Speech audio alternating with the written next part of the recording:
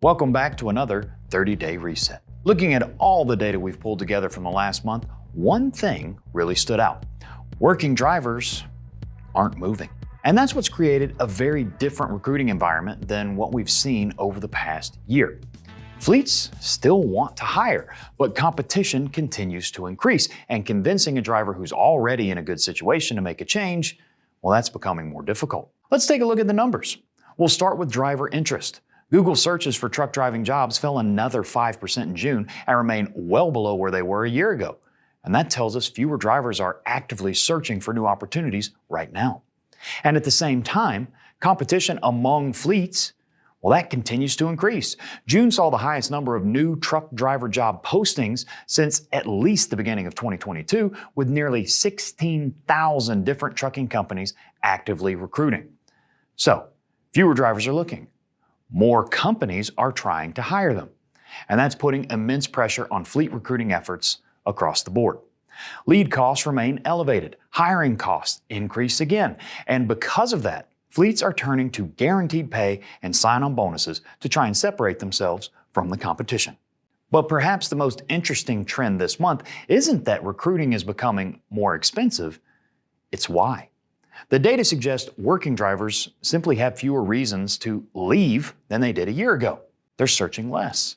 They're more hesitant to switch companies. And even after applying, more drivers are choosing to stay where they are. For fleets, recruiting is becoming less about finding drivers and more about getting working drivers a compelling reason to actually make a change. If you'd like to take a full dive into all the data in more detail, you can find the link for this month's 30-day reset download below. And if you're a Strata subscriber, don't forget you can explore all these recruiting trends in the market intelligence section.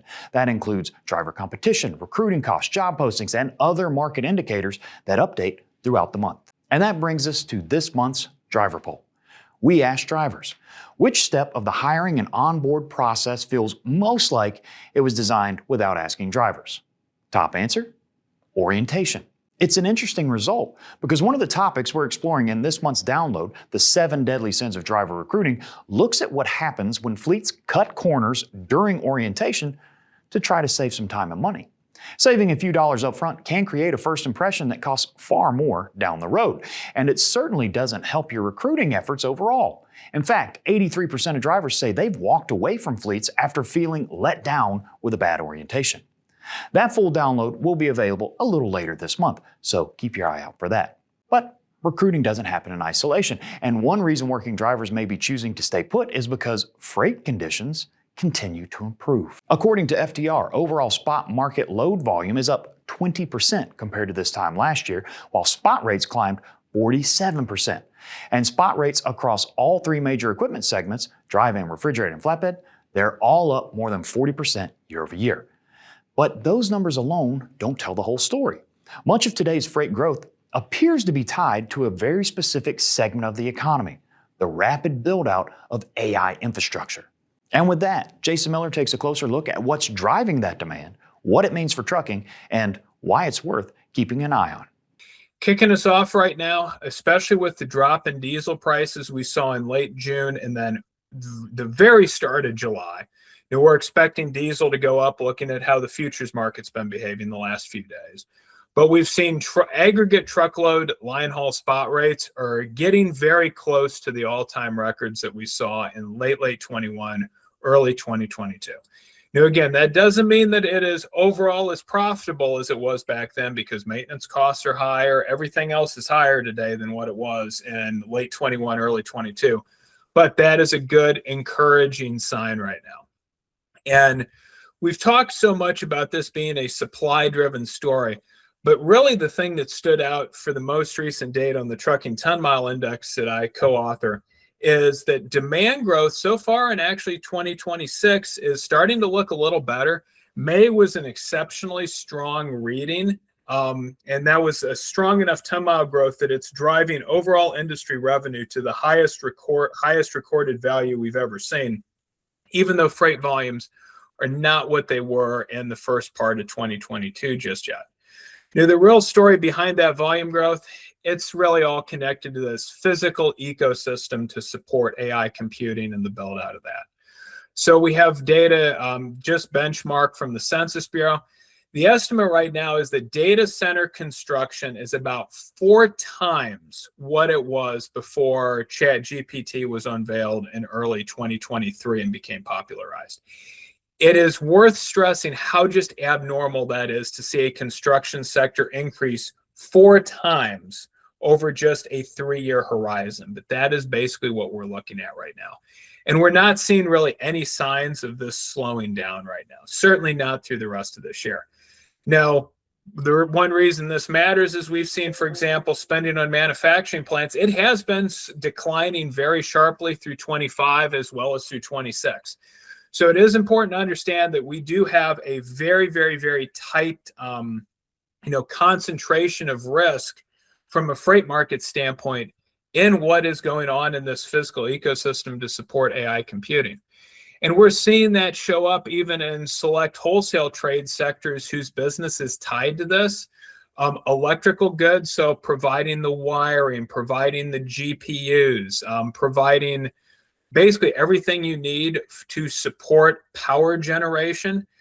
We've seen price and seasonally adjusted sales. They're almost double now what they were in 2019 during a very good economic period. So think about that, a sector having double the amount of sales that we previously had. And we've been growing at 25% year over year and heading straight up. That's clearly due to this derived demand for the power generation needs of data centers and outfitting them. And we even saw machinery wholesale sales actually broke a new all-time price-adjusted record in May of this year. A lot of that is likely, again, supporting that AI data center ecosystem. Wall Street Journal had a great article about how engine manufacturers are benefiting because of all the power needs. And we also see this showing up in our trade data. We've had record imports of generators and transformers and accessories. And imports today are double what they were in 2019. So we're importing twice the amount of goods, even adjusted for pricing. And things like GPUs and whatnot, our imports today, even adjusted for the rapid increase in pricing, they're over 2.5 times what they were just a couple years ago.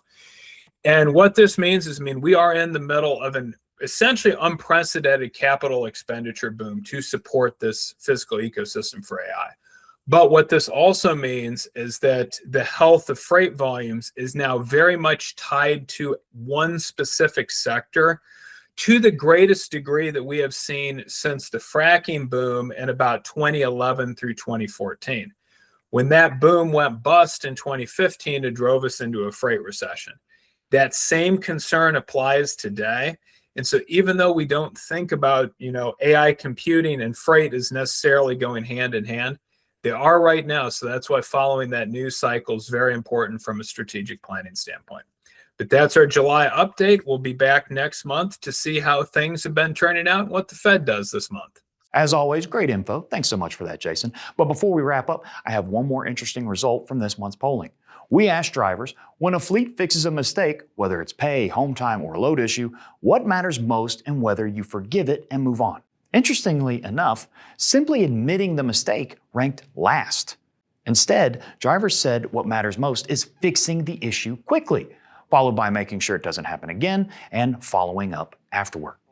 That's a good reminder. Drivers don't expect perfection, they expect consistency. Remember, working drivers aren't moving right now, but when they eventually do decide to make a change, those everyday experiences, well, that can make all the difference in whether your fleet is the one they choose. And that's it for this month's 30-day reset.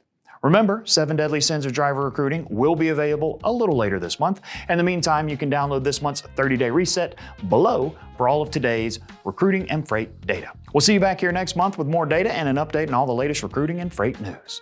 Until then, thanks for watching.